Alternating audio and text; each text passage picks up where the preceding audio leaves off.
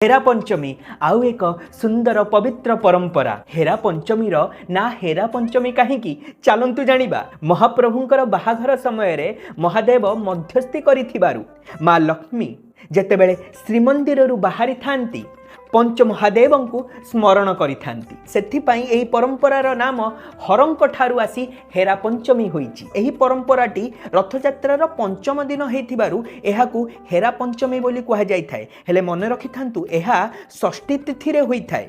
लक्ष्मी सांताणी हेरा पंचमी दिन गुंडीचा मंदिर रे संध्या धूप समय रे विजे हेले। विमान रे रागिकी बसिछंती सांगरे धरिछंती विमलांकर प्रदत्त मोहचूर्ण।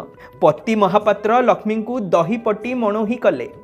अक्षत बंदापना करी पाछोटी नेले गुंडीचा घर को। माँ सांताणी मंदिर भीतर को विजे हेले जे से समय रे महाप्रभुंकर संध्या धूप हेउथिबारु टेरा पड़ी थाए। धूप समय रे टेरा पड़ी थिबारु महाप्रभुंकर अधर महालक्ष्मी को देखा जाए नहीं। आउ सेथिपाई महालक्ष्मी रागी जाती। गला बेले तो कहीकि गलेनी एबे आसीची देखा करिया को जे टेरा पकई बसचन जे मते दर्शन भी दौनांती। मु परा तांको स्त्री मो पाई की नियम सब अलगा लोकंको पाई। माँ सांताणी रागी जाई नाकचणा द्वार देई गुंडीचा मंदिर रु बाहरी जाती। परे हेरा गोहिरी साही देई अनेक स्थान रे पंक्ति भोग खाई श्रीमंदिर को प्रत्यावर्तन करिथांती।